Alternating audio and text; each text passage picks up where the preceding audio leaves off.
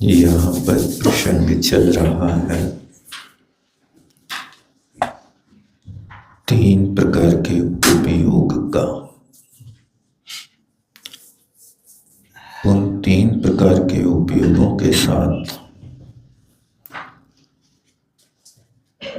आचार्य कुंद महाराज ने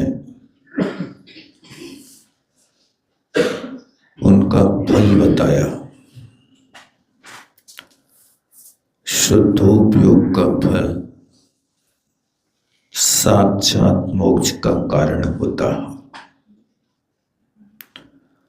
और शुभोपयोग का फल स्वर्ग सुख की प्राप्ति होती है।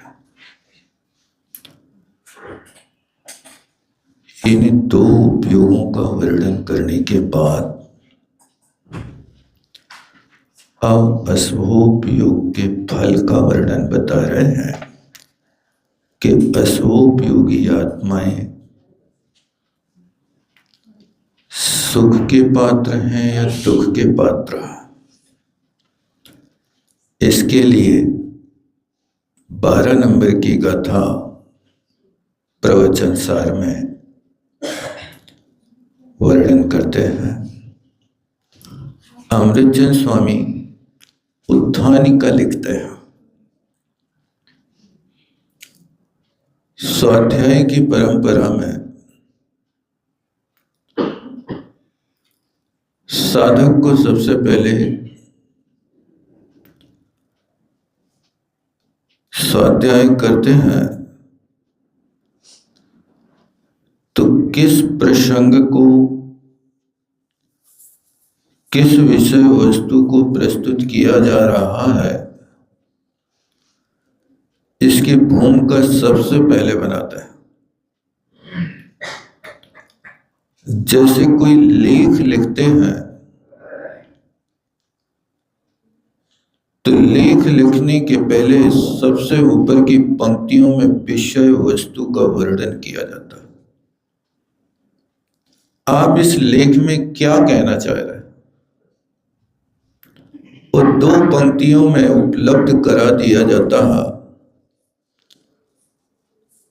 और फिर सारे लेख में वस्तु स्वरूप का वर्णन करके लेख की समाप्ति होने पर अंत में भावार्थ लिख दिया जाता है, सारांश जिसको कहते हैं कि पत्र का सार क्या है। जब स्वाध्याय करें तो गाथा के ऊपर उत्थानिका लिखी होती है। उत्थानिका विषय वस्तु बता देती है कि गाथा में क्या कहा जा रहा है। तो ये स्वाध्याय करने की सबसे पहले विधि है। आप इस पंक्ति को पढ़ लो तो आपको गाथा का भाव अच्छी तरह से समझ में आ जाएगा कि हम ये पढ़ने जा रहे हैं। इसलिए अमृतचंद स्वामी लिखते हैं अथ 12 नंबर गाथा की ऊपर की पंक्ति है। अब अथ शब्द जहां भी प्रयोग करते हैं तो कार्य के प्रारंभ में अथ का प्रयोग किया जाता है और कार्य के निष्ठापन में इति का प्रयोग किया जाता है। इति का अर्थ तलम समाप्ति, अथ का अर्थ प्रारंभ। ये दोनों शब्द अव्यय है। अथ शब्द की उत्पत्ति इदम शब्द से होती है और इति शब्द की प्राप्ति इण गतो धातु से एक दिन प्रत्यय करने पर होती है। ये दोनों शब्द ध्यान में रखना अव्यय हैं, लेकिन प्रारंभ और समाप्ति के सूचक है। अर्थ चारित्र परिणाम संपर्क असंभव, अत्यंत हेयस,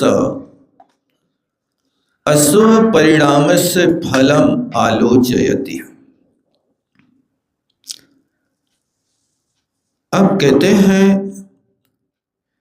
कि चारित्र के परिणाम का जहां संपर्क ही नहीं है, ध्यान देना, चारित्र का परिणाम जहां अल्प भी नहीं है। अब चारित्र आपके सामने कितने प्रकार के हैं? एक सम्यक्त्वाचरण और एक संयमाचरण।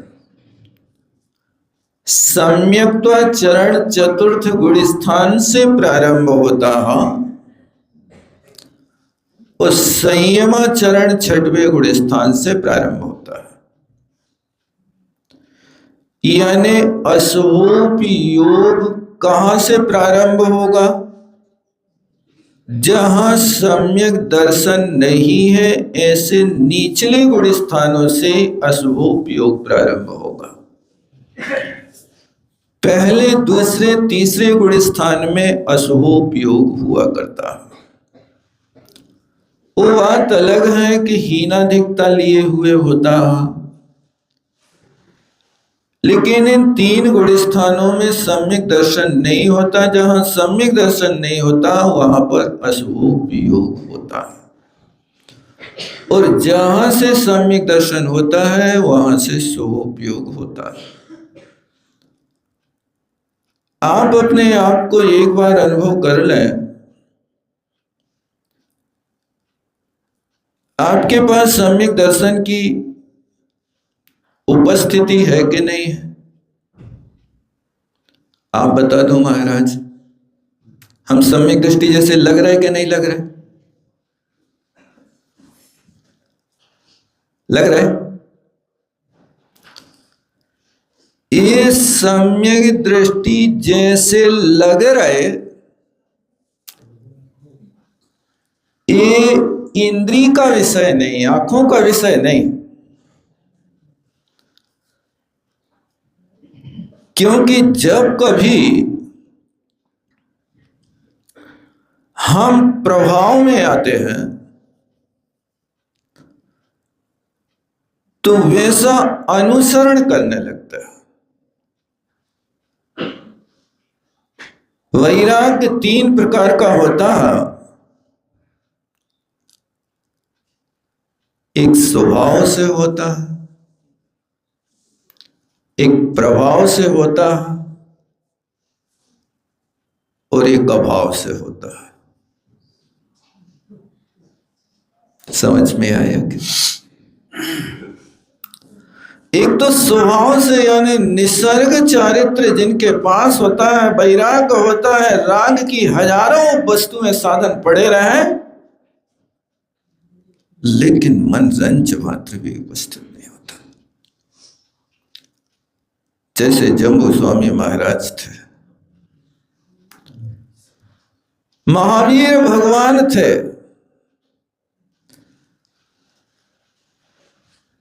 जिनके पास गृहस्थ अवस्था में सारी सुख सुविधाएं थीं, लेकिन वैराग्य हो गया। 30 वर्ष की उम्र में वैरागी हो गए। सिद्धार्थ राजा समझाते हैं कि बेटा इतनी जल्दी क्यों?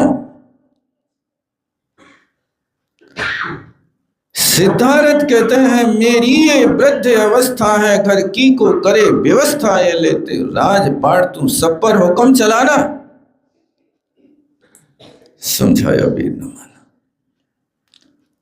जहां स्वभाव से वैराग्य होता है वहां पर कितने भी सामने प्रतिबंधक कारण आ जाए, उस वैरागी को कोई रोक नहीं सकता।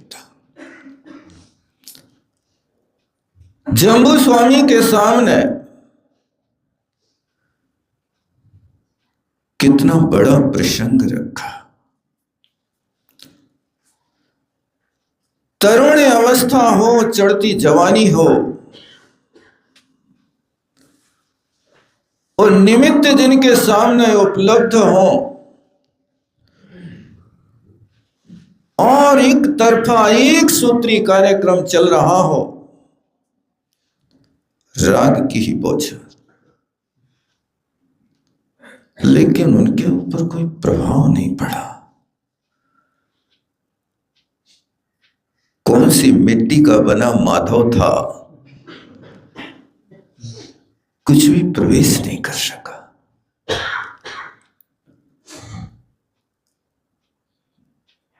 ऐसे बैरागी पुरुष जो होते हैं वे स्वभाव से होते हैं। सुदर्शन सेठ जैसे महापुरुष नहीं, सील से डगे सुदर्शन बहुत लुभाया रानी, आजकल ऐसे लोग जाते लगकर नार बिरानी, हमको शिक्षा दे रही है अपनी परम पूज्य माने। ये वैराग्य जो होता है स्वभाव से होता है। अपन देखें कि अपने पास वैराग्य है तो स्वाभाविक वैराग्य है कि कोई ने धक्का मार मार करके कहा ले लो यार दीक्षा ले तो क्या करो घर में पड़े पड़े, ऐसा भाव तो नहीं हुआ। ये जहां वैराग्य होता है वहां बाहरी सुविधाएं व्यक्ति के लिए कोई प्रलोभित नहीं करते हैं, और जहां प्रभाव होता, किसी के प्रभाव में आकर के दीक्षित हो गए, पुष्पडाल जैसे लोग बारी सेठ महाराज की मित्रता निभा रहे गृहस्थ अवस्था की, और उनको जब आया हुआ देख करके पड़गान करके आहार करा दिया, भेज में गए। अब मन में भाव तो चल रहा है कि महाराज कहते कि घर लौट जाओ तो लौट जाए, लेकिन वे बैरागी संत ऐसे थे कि ना लौटने की कहते हैं, ना आने की कहते हैं, ना बैठने की कहते हैं, ना खाने की कहते हैं, कोई लेना देना नहीं। तुम आ रहे तो भला, नहीं आ रहे तो भला, कोई विकल्प नहीं होता। प्रभाव में पुष्प डाल साथ में चला तो गया, और वातावरण मंजिल तक पहुंच गया, और दीक्षित भी हो गया। बाहरी वेश तो बदला लेकिन स्वभाव नहीं बदला। बाहरी क्रिया तो बदले लेकिन अंदर का भाव नहीं बदला। जिस वस्तु से आसक्ति थी उस वस्तु के प्रति अभी भी आसक्ति बनी हुई है। ऐसी दीक्षा जो वैराग्य होता है वो प्रभाव से होता है। और एक व्यक्ति नंदी मित्र नाम का लकड़हारा बाजार में लकड़ियां बेच रहा था, बिक नहीं रही थी। मुनि महाराज आहार को निकले तो देख करके कहता है कि ये तो हमसे ज्यादा गरीब, इनके तन पे तो कपड़े ही नहीं, हमारे पास तो कम से कम तन ढका है, लाज ढकी है।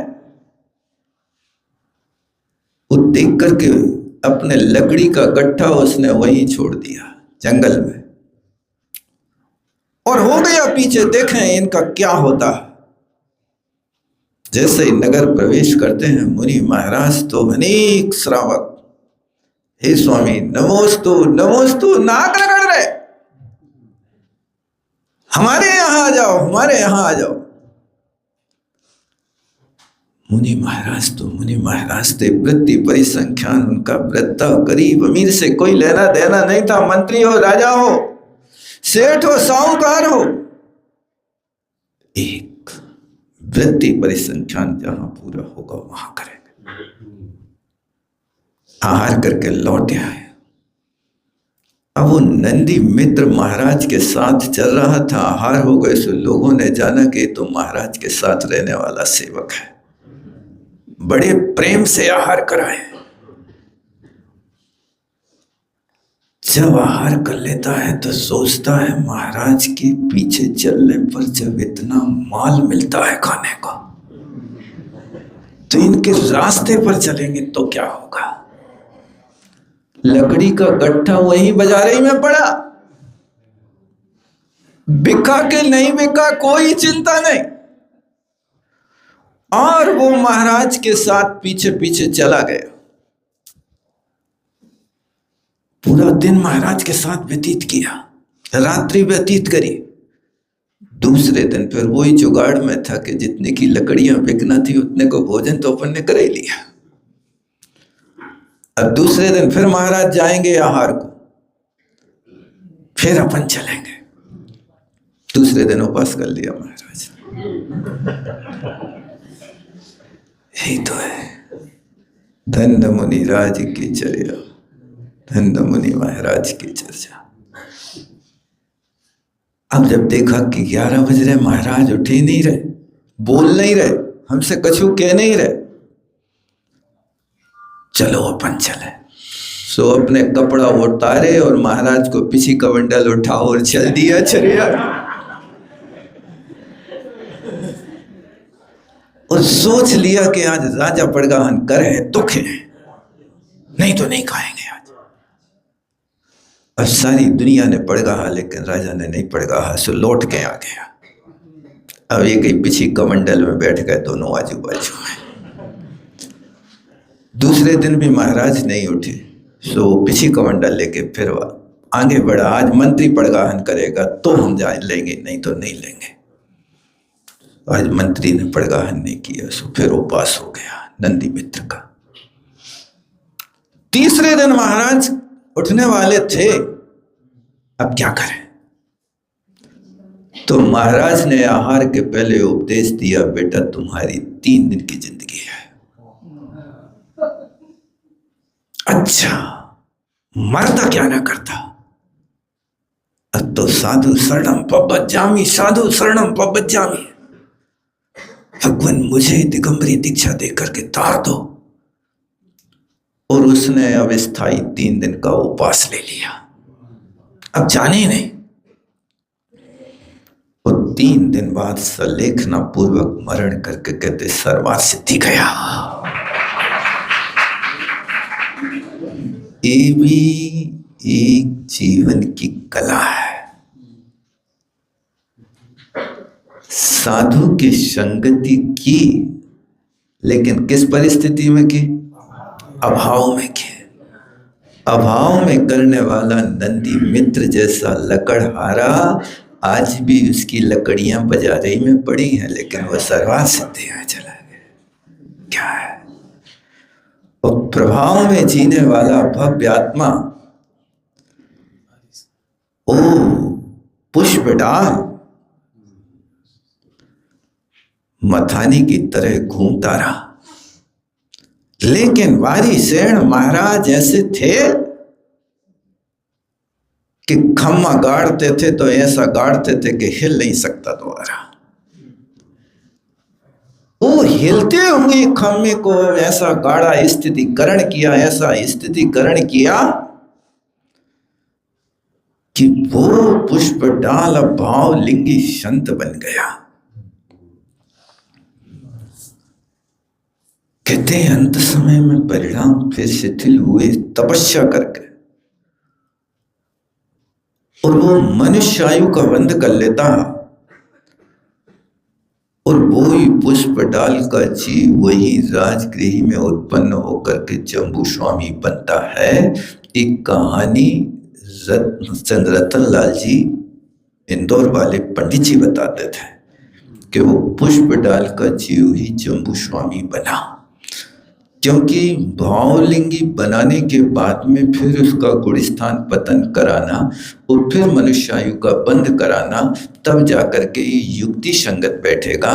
भावलिंगी के साथ कोई मनुष्य मनुष्यायु का बंध नहीं कर सकता है, क्योंकि मनुष्य को मनुष्यायु का बंध जो होता पहले दूसरे गुण स्थान में होता है, और भावलिंगी संतों को बंध होता है तो मनुष्यायु का बंध नहीं कर सकता, देवायु का ही बंध करता है। कहने का मतलब है कि अपने जीवन में संवेग और वैराग्य हो। यदि ऐसा भी नंदी मित्र जैसा भी काम हो जाए तो भी अपना जुगाड़ फिट हो जाए, अपना काम हो जाए, और नहीं हो पाया तो पुष्प डाल जैसे प्रभाव में आ जाए, भले ही थोड़ी देर के लिए सराग अवस्था रहे, बाद में भाव लिंग में आकर के फिर अपना काम कर लें। और वे इस तरह से किया कि वे महावीर के समूह शरण में जा रहे थे, तो समूह शरण का रास्ता छोड़ करके उसने अपनी पत्नी के घर का रास्ता पकड़ लिया, लेकिन महाराज बीच में आ गए, आड़े आ गए। बेटा तुम वहां ने जाके पहले महल चलो, झोपड़ी छोड़ो, पहले मैं महल दिखाता हूं। तुम झोपड़ी में जाओगे तो वहां पर गुड़ के पास मक्खी को रम नहीं है। यदि मक्खी के लिए गुड़ छोड़ के मिश्री के पास ले जाओ तो फिर मिश्री में मक्खियां नहीं लगती, देखना है आप, लगती तो गुड़ ही में है, वो भी मिश्री मीठी है, लेकिन वहां उनका आकर्षण नहीं होता। चलो तुम इस रास्ते से चलो। और वहां जाकर के ले गए, और जैसे ही वो आकर्षण देखा तो आज अंतरंग का वैराग्य जाग गया। ओहो, मेरे जैसा निकृष्ट पापी दुरात्मा इस रत्नत्रय की निधि को पाकर के भी मैं आज पुनः पतन होने के कगार पर। धन्य है बारी सेठ महाराज, राजगृह नगरी का राज और इतना बड़ा वैभव और देवांगना समान अपनी स्त्रियों को छोड़ करके, और वे मुनि महाराज शीत पड़े कभी मद गले ताहे पंसवरा बन रहा है, ताव तरंगन के तटे ठाड़े ध्यान लगाए। ये उनके अंदर भावना पैदा हो गई और सब विकार भाव छोड़ करके महाराज अन्यथा शरणम नास्ति तुमेव शरणम, अब उस रास्ते पर नहीं, अब तो विपुलाचल पर चला है। और वहां जाकर के उन्हीं मुनि महाराज भगवान के यहाँ दीक्षित हुए, बाद में फिर मरण करके वे महावीर भगवान के शासन में, भगवान महावीर स्वामी के मोक्ष जाने के बाद 24 वर्ष के बाद अंतिम केवली हुए तो जम्बू स्वामी केवली हुए। और फिर इस पंचम काल में 38 वर्ष तक उनका केवली काल चला। ये वे जम्बू स्वामी थे तो स्वभाव से वैरागी थे। इसी बात को यहाँ देखो लिख रहे, चारित्र परिणाम संपर्क असंभवात, जहाँ चारित्र का परिणाम का संपर्क नहीं, मेल जोल नहीं, और अत्यंत ही ऐसे अशुभ परिणाम का फल क्या होता है। अत्यंत ही किसके लिए है? शुभोपयोगी के लिए। अशुभोपयोग अत्यंत हेय है, और शुभोपयोगी के लिए वहां पर अशुभोपयोग हेय है, शुभोपयोग उपादेय है। और जब वो शुभोपयोग में आकर के अपना पूरा काम कर ले, पूरी खिचड़ी पक जाए, फिर उसके बाद में अशुभोपयोग भी हेय है और शुद्धोपयोग उपादेय है। और जब शुद्धोपयोग के फल को प्राप्त हो जाए तो फिर शुद्धोपयोग का फल केवल ज्ञान हो जाता है। और केवल ज्ञानी के लिए फिर और क्या बाकी है? अभी तो अव्यवबाध सुख बाकी है। अभी उस केवल ज्ञानी परमात्मा के पास अघाती कर्म मौजूद है, जिन अघाती कर्मों के कारण अभी संसार है, अभी गुणस्थान में है, मार्गणाओं में है, अभी पंचेंद्रिय जाति है, मनुष्य गति, मनुष्य गति का उदय है, मनुष्य आयु का उदय है, अनुपूर्वी का उदय उनको नहीं होता। तो उस अशुभ परिणाम का फल क्या होता है, इसके लिए आचार्य महाराज स्पष्ट लिखते हैं। देखो, अशुभोदयेर्णयादा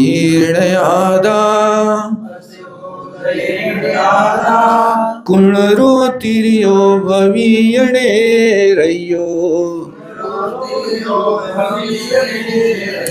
दुख सहस्ये सदा अविन्दो भवद्यचन्तम्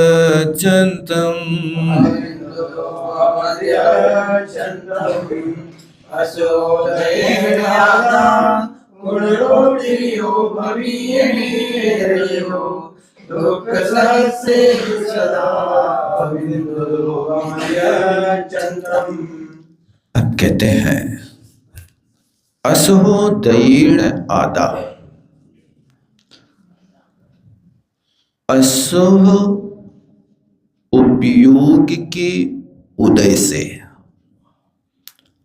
ध्यान देना, यहां असहोदयीर्ण माने अशुभ कर्म नहीं, उपयोग की बात है। यहां पर संकल्प जो किया था उत्थानिका में, वो अशुभ परिणाम का किया जा रहा है, अशुभोपयोग का किया जा रहा है। इसलिए अशुभोपयोग के उदय से आदा, आदा माने आत्मा। आत्मा किसे कहते हैं? अतति जानाति इति आत्मा। अत धातु सातत्य गमने, निरंतर गमन अर्थ में होती है, लेकिन जितनी धातुएं गमनार्थक होती हैं विज्ञानात्मक होते हैं। तो अतति धातु का प्रयोग जो किया जाता है सातत्य गमन, निरंतर गमन, ये जब ज्ञान में लगाएंगे तो आत्मा का अर्थ सातत्य गमन माने अभीष्ट ज्ञानोपयोग। आत्मा हमेशा ज्ञानोपयोग में रहती है। अब वहां अभीक्षण ज्ञानोपयोग 16 कारण भावना में एक भावना है ना, अभीक्षण ज्ञानोपयोग। वो अभीक्षण ज्ञानोपयोग सम्यक ज्ञान से जुड़ा हुआ होता है, लेकिन जब व्युत्पत्ति करेंगे यहाँ निरुक्ति अर्थ में, तो ये सम्यक ज्ञान से ना लगा करके ज्ञान से लगाना कि किसी न किसी ज्ञान से आत्मा हमेशा संपर्क बना करके रखती है। इसलिए इसको सातत्य गमने अथवा सातत्य ज्ञाने, क्योंकि 12 प्रकार के उपयोग हैं। इन 12 प्रकार के उपयोग में से आत्मा को हर समय किसी न किसी उपयोग में तो रहना ही है। उपयोग से हीन आत्मा नहीं होती है। इसलिए आत्मा शब्द रखा। आत्मा शब्द के अलावा जब जीव शब्द का प्रयोग करते हैं तो वहां जीव शब्द का जीवति प्राणान, 10 प्राणान इति जीवा, जो 10 प्राणों से जीता है उसको जीव कहते हैं। वहां जो परिभाषा है वो 10 प्राणों से संबंध रखने वाली है, और यहाँ जो परिभाषा है वो शुद्ध आत्मा से संबंध रखने वाली है। 10 प्राण जो होते हैं, ये 10 प्राणों का संबंध आत्मा के साथ पर्याप्तियों के साथ जोड़ा जाता है, आहार आदि वर्गणाओं के साथ जोड़ा जाता है, लेकिन आत्मा का संबंध ज्ञान दर्शन आदि गुणों से जोड़ा जाता है। ये इनमें अंतर समझना। तो असोपयोग के उदय से आत्मा कहाँ जाती है? कुनरो, कुनर होता है, यानी कुत्सित मनुष्य, यानी मिथ्या दृष्टि नरों को कुनर कहते हैं। त्रियो भवी, त्रियंच होता है। निरयो भवी, नारकी होता है। जहां दुख सहज से ही सदा अविंदो, हजारों हजारों लाखों लाखों दुखों से सदा माने हमेशा, अविंदुरा यानी दुखों को ही धारण करने वाला होता है, सुख का कहीं लेस नहीं होता। और अत्यंतम भमदी, अत्यंत रूप से इस संसार में परिभ्रमण करता है। ये यहाँ पर अशुभोपयोग के उदय से आचार्य महाराज ने कितनी योनियों में भेज दिया? एक देव गति की 4 लाख योनियों को छोड़ करके जो 84 लाख योनियां हैं, उन 84 लाख योनियों में से 4 लाख देवगति की योनियों को छोड़ करके 80 लाख योनियों में परिभ्रमण का कारण बताया अश्वोपयोग। देख ले अपने पास उपयोग अशुभ है कि शुभ है। यदि हम शुभोपयोगी हैं तो शुभोपयोगी का लक्षण आप तागम पदार्थ के ऊपर अटूट श्रद्धान होता है। भगवान ने जो कहा है वो बिल्कुल सत्य है, आगम में जो लिखा है वो सत्य है। पदार्थ का स्वरूप कैसा है? पदार्थ 3 प्रकार के होते हैं, सूक्ष्म, अंतरित और दूरवर्ती। जो सूक्ष्म पदार्थ होते हैं वो अपनी इंद्रियों के विषय नहीं होते हैं। उपदेश से श्रवण तो कर सकते हो, जैसे परमाणु आदि है, कार्बन बरगड़ा है, अपन इनको आंखों से देख नहीं सकते।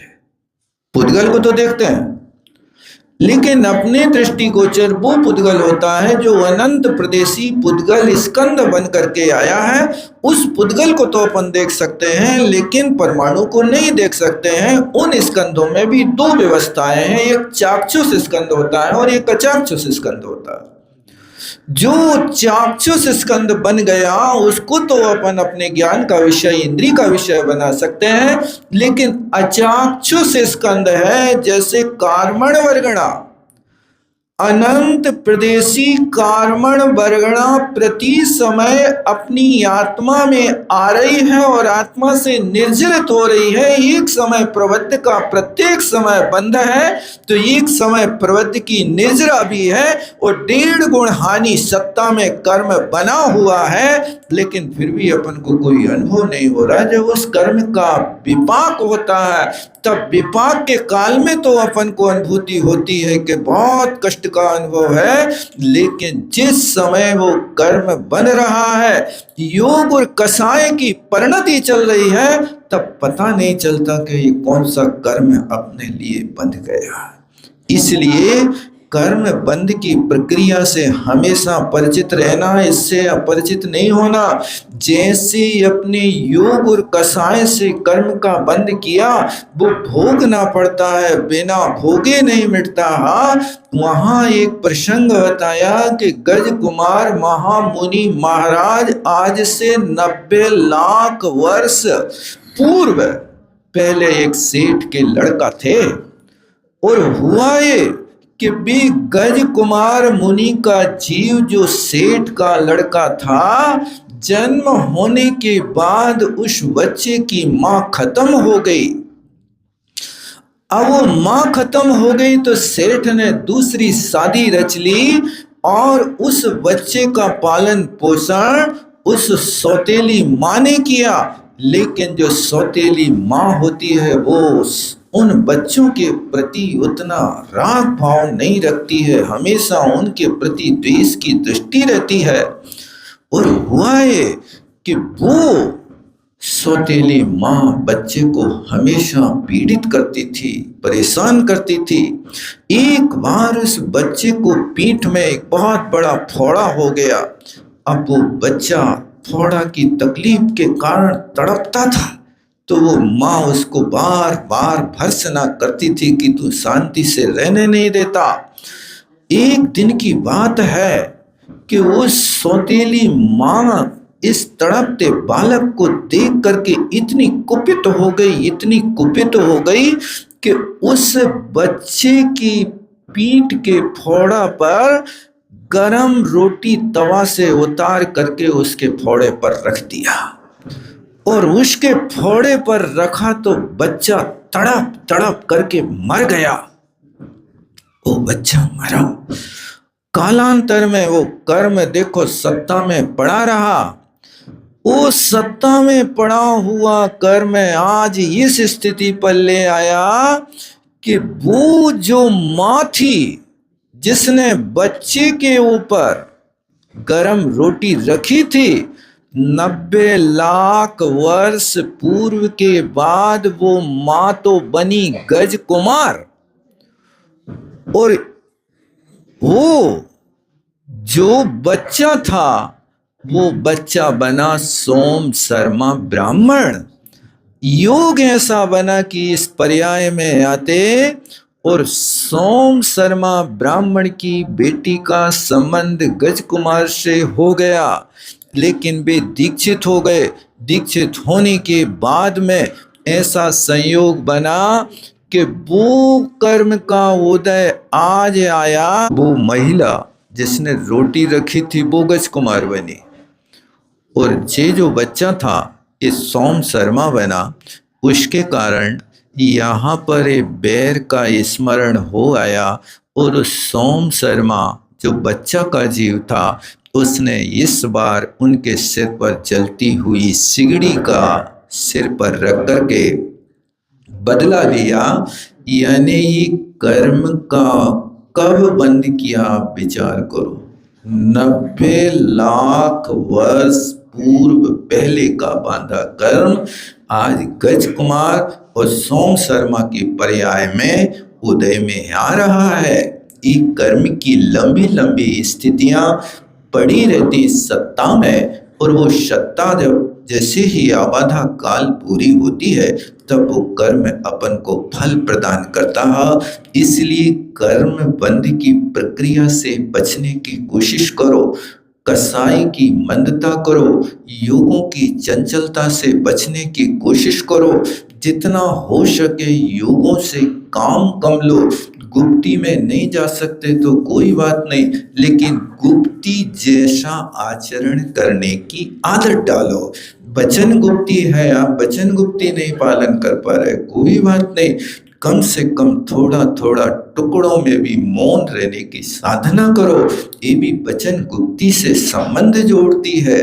काय गुप्ती है, अब नहीं बैठ पा रहे आप काय गुप्ती से, 1 घंटे स्वाध्याय में बैठे हो, बिना हिले डुले एक आसन से अपनी रीढ़ को सीधी करके श्वास भर के बार बार श्वास भी लेना छोड़ना, ये भी एक प्राण है। इसलिए ये असंयम की कोटि में आता है। जितना हो सके गहरी सांस ले लो और उसको रोक करके शांति से स्थिरता से बैठो। ये काय गुप्ती के अंतर्गत हो गया। और मन से जो काम लेना है वो ही काम लो, दूसरे काम नहीं लो। अच्छे काम करो, अच्छी सोच रखो, अन्यथा ये 3 चीजें ऐसी निकृष्ट हैं, मन, पानी और क्रोध, ये नीचे की ओर बहता है। मन की आदत है कि जो काम किए हैं वो नहीं करे, सामायिक करवे के लाने नखरे कर है, और सोवे के लाने सो सवासन से बढ़िया आराम से सो जाएगा। फिर तो थोड़ी सी धूप आंच मिले और बढ़िया झूम झूम के कार्य होने लगता है। ऐसा होता है ना। एक काय गुप्ती के माध्यम से अपनी गुप्ती को संभाल करके रखो, सजग रहो, प्रति पल सजग होना, यही तो काय गुप्ती है। और मन को सदा अच्छे कार्यों में लगा करके रखो, मन को खाली नहीं छोड़ो। मन की आदत है कि उसको खाली छोड़ोगे तो वो बंदर की तरह इस डाल से उस डाल में हमेशा उछल कूद करेगा। इसलिए उसको लगाए रहो काम में। कुछ काम ना हो तो अपनी माला हाथ में रखो और अरहंत सिद्ध पढ़ते रहो, क्योंकि जीवा जीवाधिकरणम, जो आधार मिलता है वैसे परिणाम हो जाते हैं। हाथ में तुम्हारे माला रहेगी तो अरहंत सिद्ध करोगे, और यदि चटाई को तोड़ करके एक टुकड़ा उस चटाई का कोई तिनु का निकाल लिया, तिन का निकाला, तो वही को तोड़वे लग जाओ। नहीं होता है ऐसा, कछु नहीं आया, सो हाथ फेर दो माथे पे। अब जो पसीना मेल छपका वही को गोड़े आ रहे, क्या कर रहा है, बत्तियां बना रहे। ये अशुभ काय योग की प्रवृत्ति है। इस प्रवृत्ति को आप चाहें तो शुभ में बदल सकते हैं। इसलिए मन जो होता है वो नीचे की ओर जाता है, ऊपर से हटता है। पानी की आदत है कि पानी हमेशा जहां ढाल मिलेगा वहां बहेगा। और क्रोध की आदत है कि जो तुमसे दुबले पतले हों, डरते हों, उनके ऊपर तो बादल से गरजते हैं, और जो तुमसे थोड़े से सबल होवे सो उनके सामने वो दशा होती जैसे शेर के सामने हिरण की होती है। बिल्कुल हाथ जोड़े चुपचाप बैठे रहो। तो ये मन के साथ में वो क्रिया करो कि तुम्हारी मन गुप्ती की प्रवृत्ति बनने लगे। समय हो रहा है, नहीं रहता है।